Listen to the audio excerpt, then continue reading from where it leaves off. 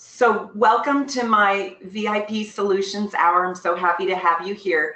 You can see the chart, I hope. It's big Aquarian energy. We're going to talk about February's transits. We've got so much packed into this. I'm going to give you the eclipse dates coming up. I'm going to give you Mercury and retrograde dates so you can start preparing for it.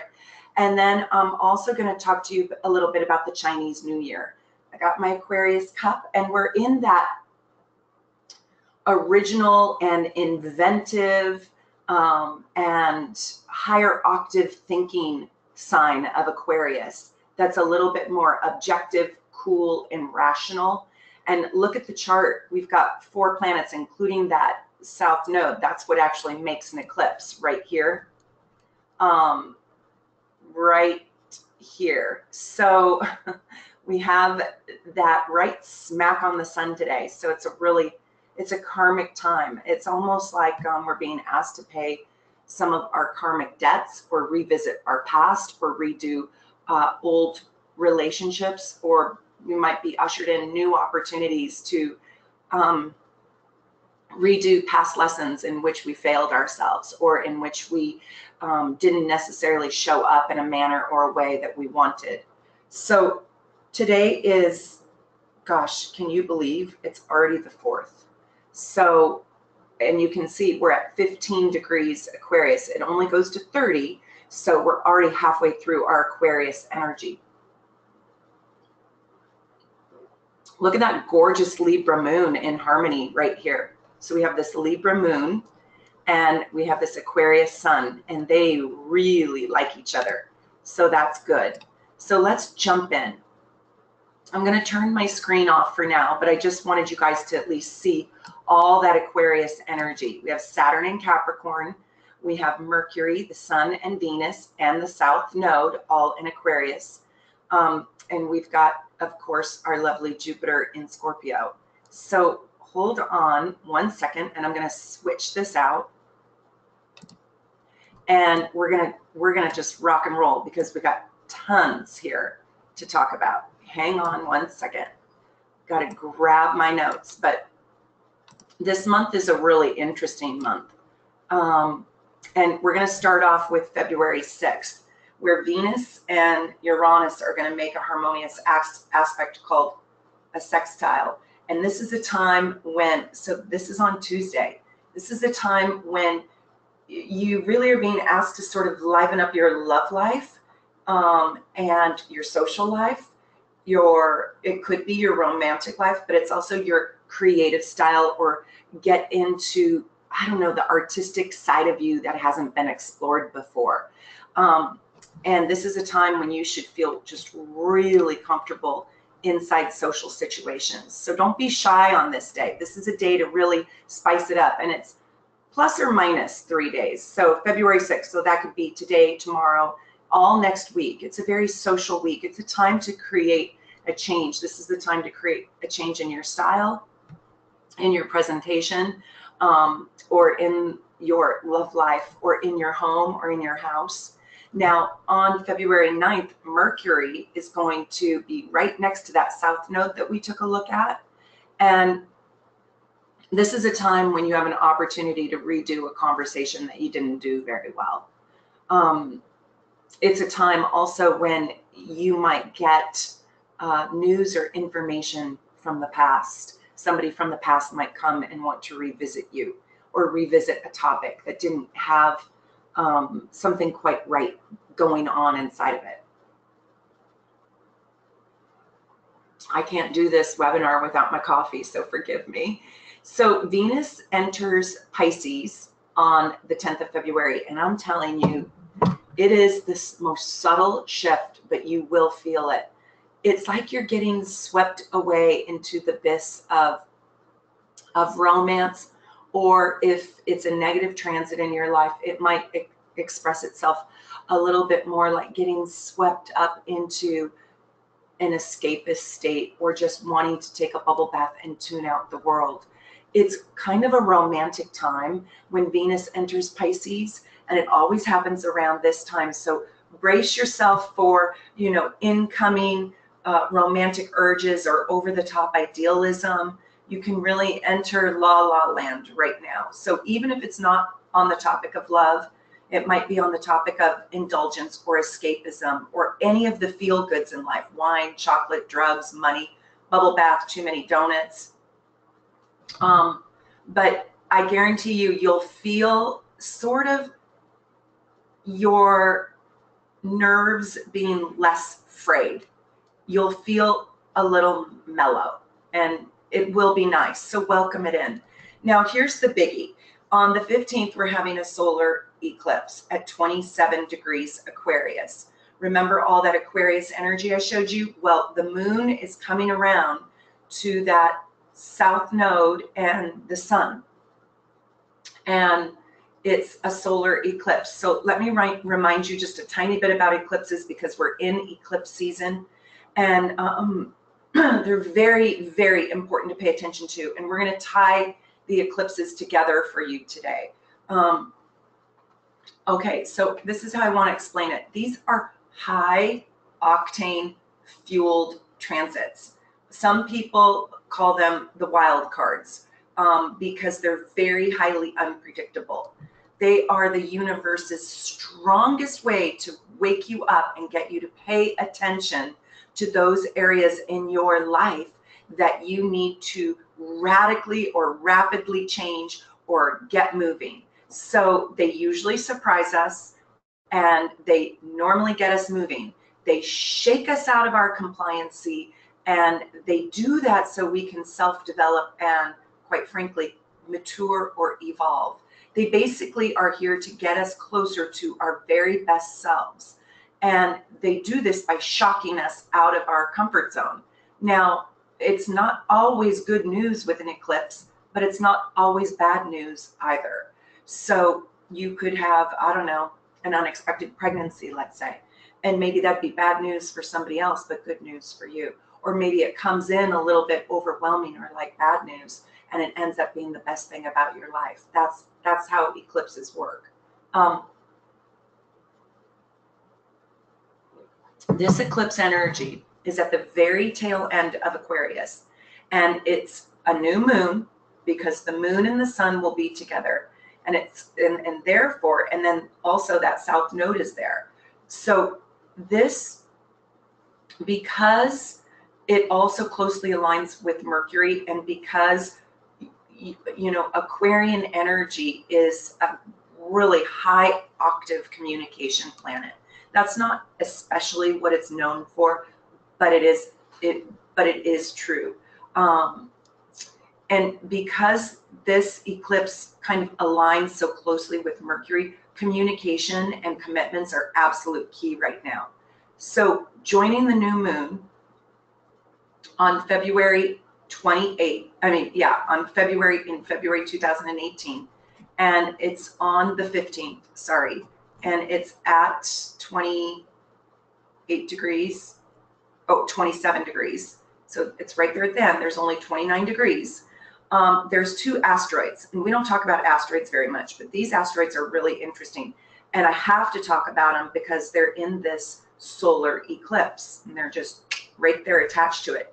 The first one is Juno, and the second one is Hygeia, Hygeia. And Juno is spelled just like it sounds, Juno. So what does this mean? Well, this means that your love life and your companionship, that's Juno, that's the Juno part, and your health and your medicine, and your well-being, your physical well-being, will be all coming into focus with this eclipse. So Juno can create a brand new, or if you're already in a relationship, it can add tremendous romantic value. It can bring in a brand new mystical love connection. And, you know, Juno is very, very, very powerful. So she is the personification of the muse that lives inside of you. So with Juno involved, you can truly attract the truest love at the deepest level. It's very mystical and a very spiritual love. Juno represents soulmates. And so if you don't already have your soulmate, this is a time when you can bring in your soulmate. during this whole eclipse cycle. So I know this happens in the middle of February, but it's long lasting and it goes all the way until July. So this is a bit, and actually even further than that, August. So this is a big opportunity to really spice up your love life and spice up and deepen it as well. Spice it up, but deepen it. And you know, Juno symbolizes the yearning for that mystical union that is emotionally, sexually, and psychologically fulfilling, you know, where you have the relationship on all levels. So let's say, for example, you're in a relationship, but right now at this time it's feeling platonic. It's lost its sexual pop, if you will. Well, during this transit is a fantastic transit. It's a fantastic time during this eclipse to explore what's missing inside your current relationship. Let's say the psychological aspect is missing, where your partner is no longer fascinating, no longer a puzzle, no longer that interesting. He or she is no longer the psychological thriller, you know, that he or she once was. This is a time when you can actually fix that, call in new energy, learn new things and try new approaches, and they'll actually have an opportunity to really stick and take effect. So if you're also seeking a marital union, if you're single and you want to get married, this is a time when we're really motivated to do so, and we're like a magnet for it. So go slow and invest in your communication and your love life, and take your health and your health insurance and your medicine very seriously. You know, Hygeia is going to have us discover on a personal level, but also maybe in the world, in the public scientific level, new medications and new treatments that are going to improve your health, especially for women because of that Juno aspect. So this is interesting. This is a real breakthrough solar eclipse, because this solar eclipse makes this absolutely outrageously incredible positive aspect to Uranus. And so it's very easy to make changes. And it's also a time when we're going to be way, way less inhibited about our sexual identity and our openness about accepting differences in other people, and where other people are not afraid to be themselves, coming out. This is a time when you're going to see more of a oneness in general about accepting other people's lifestyle choices. Your own, if you're personally struggling with them, this is a time to come out with your own fully authentic self-expression, because you'll be more supported in the world. And I know that seems ironic with all of the politics going on right now, but the truth is that is there, you know, that right wing conservative, closed-minded aspect of society today is right in our faces to actually liberate us. I mean, I know it sounds counterintuitive, but it's through contrast learning. It's that we get to be reminded again how absolutely ugly it is to not accept other people for their differences. And so this is a counter positioning, if you will, this eclipse. You watch, I won't be surprised if we see people marching in the streets for this Aquarian accept all people for who they are, transgender, gay, whatever your issue is, you know, whatever is different or unique about you. This is a time when you're going to see that there is a huge growing sect that is far more open. Now, take this down to a personal level. This is about you accepting your partner and their quirky habits. This is about you accepting your flaws. You know, where are you deeply flawed? And truly coming to terms with that and just accepting yourself. So this is a societal shift, but it's also deeply, deeply personal. It's very liberating. So liberate yourself and open up your mind to the pieces inside of you that are just flat out different or not operating like the rest of the world. It's a really exciting energy. And I want to specifically right now talk about the areas in the eclipse that are going to affect you. Now, this started happening in August 2017. And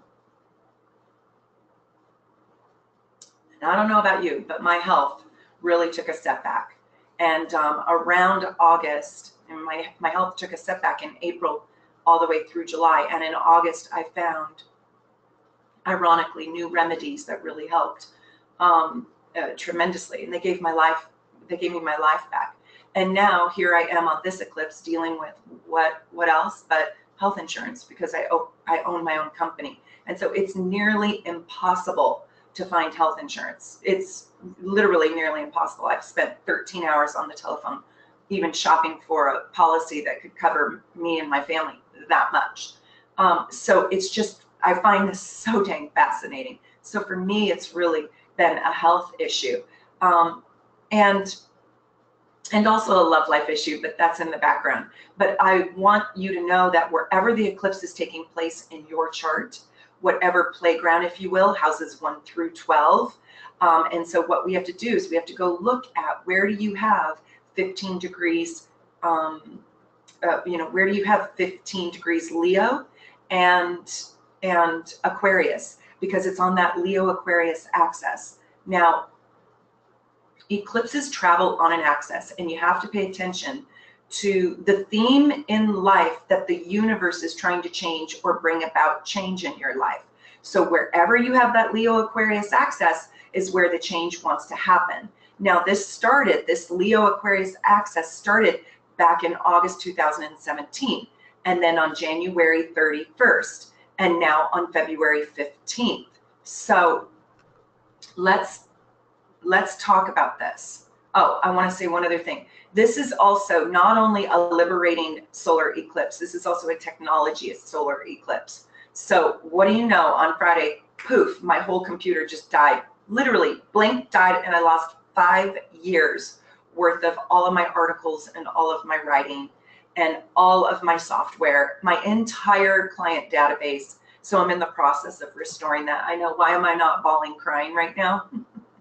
Yeah, why am I not crying? I'm trying to be in a good Pisces denial about it. Like, it'll be okay.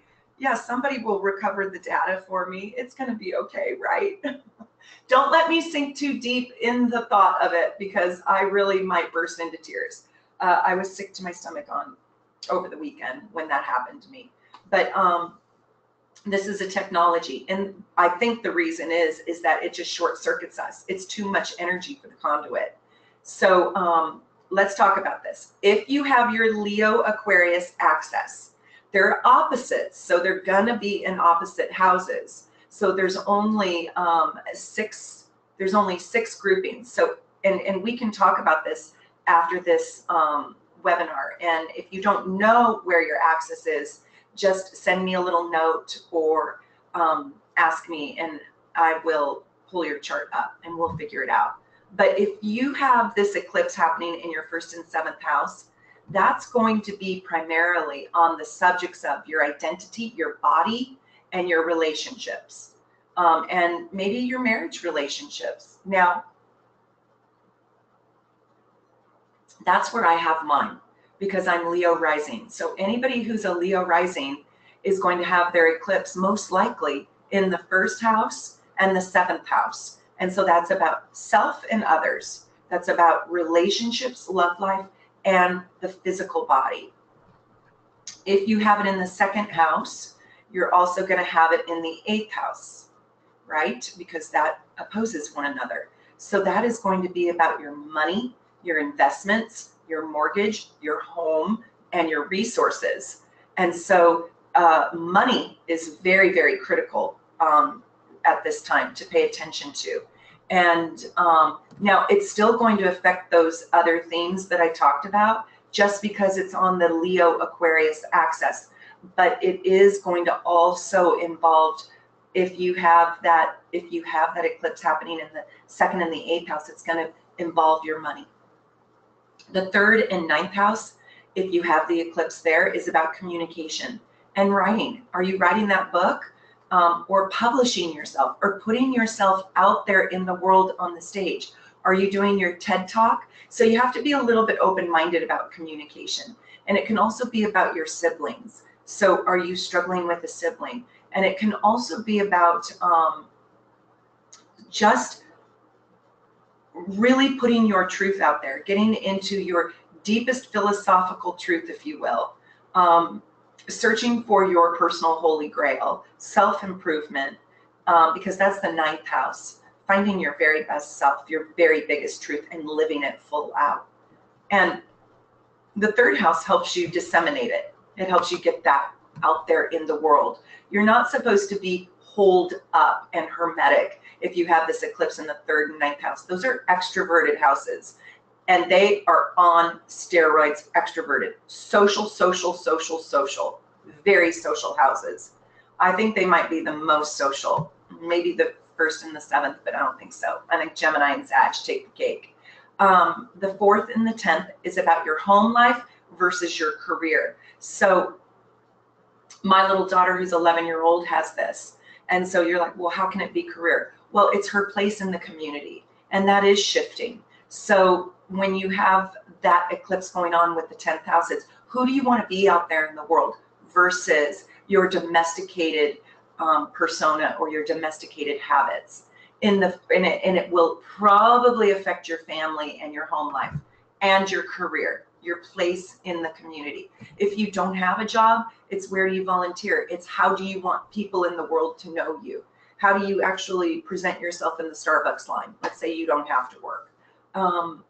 It's how do you interact with the world? So the 5th and the 11th house is an interesting axis because it's actually Leo and Aquarius's houses. The 5th house belongs to Leo and the 11th belongs to Aquarius. And this solar eclipse is happening in Leo and Aquarius. So that's a real triple whammy if you have that. And that's about giving and receiving love. It can show up through your children, but it can also show up through your love life. And it can also show up through maybe having a potential love affair, whether you're married or single. And it's also about restructuring, reorganizing, or expecting or experiencing change in groups and organizations that you belong to, or platonic friends. So, and that can be painful. You might lose some friends, you might gain a lover, hold on tight to your children, meaning invest in them extra if you have this aspect. They might have issues and problems. The 6th and 12th house is about your health, and it's also about developing a deeper spiritual practice and faith. So that, and your health is like the daily maintenance too, a nutritional program. What are you eating? Your daily relationship to health and fitness. So after this batch of eclipses is over, after the Leo and Aquarius batches, because they always come in pairs, and we usually get 4 in a year, we're going to move into the Capricorn and Cancer axis. So I'll tell you the dates. If you can write these down, it would be really good. So, it kicked off on August 7th. So I do kind of want you to go back to around that time, around August 7th, what was happening to you. For me, I was 30 days into being a vegan and my new health regime. And for the first time, I was seeing positive results. So I'm kind of happy that the eclipse for me was about remedy because I had already experienced the breakdown. So see how sometimes it can usher in new things too. But I was at my end. I just was completely ill. And so I had to have a change. So August 7th, and then August 21st was the solar eclipse. So the 7th was the lunar eclipse. That was the full moon. Then August 21st was the solar eclipse. That's when we had the new moon in Leo. And then in 2018, we had that lunar eclipse on January 31st. Remember that glorious, gorgeous, gorgeous full moon? And now on February 15th, you're not going to see the moon because it's a new moon. And it's the day after Valentine's Day, and it's a solar eclipse. Now here's where it gets a little bit tricky. Our next eclipse is going to be on July 12th. And that moves into that Cancer energy. Okay, but we're not done yet. It just kind of sneaked in there, but we're not done with the Aquarius Leos yet. So we go back to an Aquarius lunar eclipse on July 27th.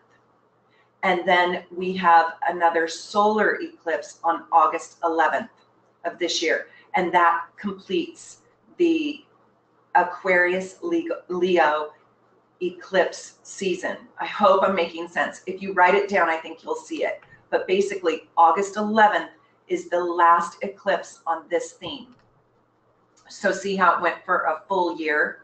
Now, what we can do after this is we can look at where the eclipse is happening in your chart and talk about it a little bit. Because this is what I find. I find if I prepare for these, I can intentionally navigate. And I can steer and guide. And when my computer completely falls to shit, yes, I was devastated, but I also half expect a surprise. So am I really that surprised? No. Okay, let's move on because I got so much more to tell you guys. I want to tell you that that's the 15th. On the 16th of February, we are moving away from the fire rooster year and we're moving into the earth dog year. And I really recommend you guys study just a little bit about Chinese astrology. One, it's utterly fascinating. Two, it's unbelievable how the energies are so accurate. And I started studying Chinese astrology the year my dad died. And that was in 2006. And if you know my dear friend Suzanne White, she is a brilliant, brilliant, brilliant Chinese astrologer. She's a friend of mine and she's a doll. She writes the best work on Chinese astrology. Pick up any Susan White book on Chinese astrology. She correlates it to Western astrology too. But this is the year of the Earth Dog on February 16th, and it goes until February 4th, 2019. So we just came out of the fire rooster. Now, let me just ask you, fire rooster, all in 2017. Did you not feel it? Think of a rooster. I mean, they're not sitting around napping. I mean, they're frenetic. They are such frenetic animals, and they're up at the crack of dawn. And I don't know about you, but my phone's blowing up with the news of the day. By the time I look at my phone at 7 o'clock in the morning, it's already blown up. So fire rooster is on fire and kind of neurotic. And when you describe that for last year, on fire and neurotic in our individual lives, but also collectively, not even just the United States, but the world, just crazy, cray. That was absolutely crazy. So now we're moving into the Earth Dog. And then in 2019, I'm going to be really excited, really excited for the Earth Pig year. And I love pig years. They're usually about money, and they're usually about, there's a sense of humor that we're going to find our sense of humor by 2019, I promise you. But let's talk about the dog year. Now, if you know anybody, write these dates down. If you know anybody born in 1934, 1946, 1958, 1970, 1982, 1994, 2006, or 2018, this is your year. You might not be an earth dog, but you are a dog. So dogs are fabulous, fabulous people. It should be a really good year in all respects, but it's also going to be another exhausting year. You're going to be filled with contradiction, happy and frustrated, rested and tired. You're going to be busy and bored, and that's how a dog's life is. So I want you to think about this.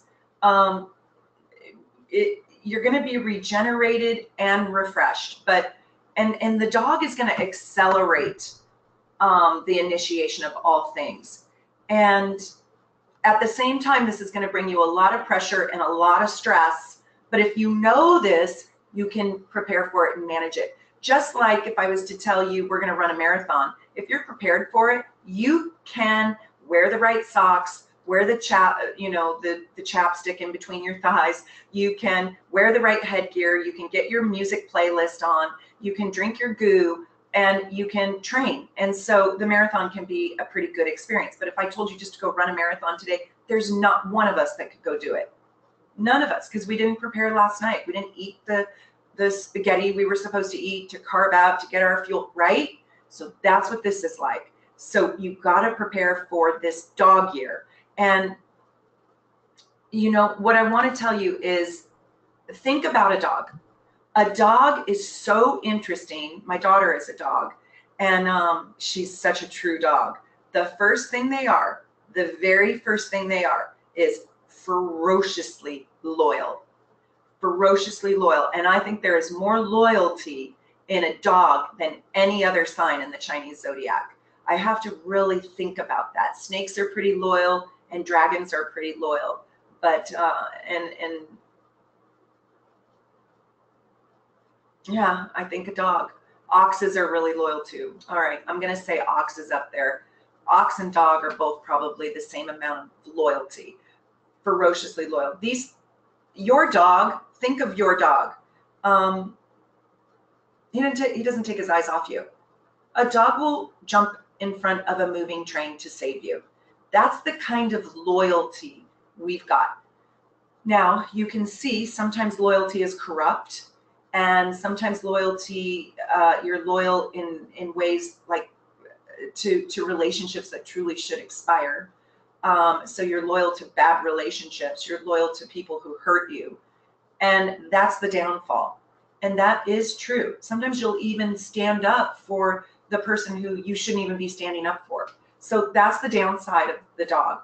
But if you're in love with the dog and that dog is in love with you, my God, they'll go to the ends of the earth for you. But think about a dog. They play hard and sleep hard. So it's a ton of activity. Go to the dog park, chase the ball. They come home exhausted and need to sleep for 12 hours. You've got to get your rest. So this is a time where you need a lot of play and activity and you need a lot of rest. It's a busy, busy, busy year, but it's also, there's this opportunity to really focus on eating right and health and doing sports and getting rid of your bad habits and really activating your life. As long as you drink plenty of raw water, most dogs are dehydrated, you eat really good food, and you rest because you need your stamina for play.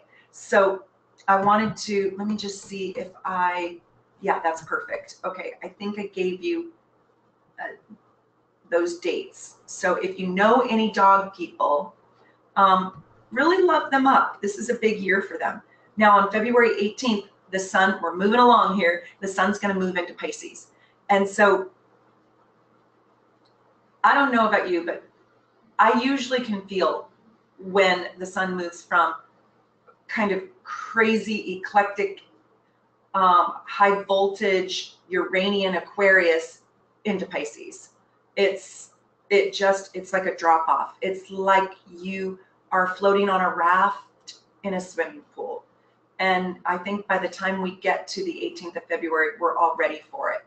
Now on the 21st, it's such a dreamy day, Venus conjuncts Neptune, and love is wonderful, and there's tons of creativity. And now this is a time where you just need a little discernment in your judgments.